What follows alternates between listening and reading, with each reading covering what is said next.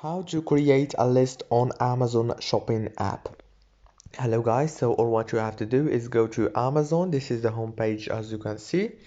Now go down here, click on this little profile icon, and now click on create a list.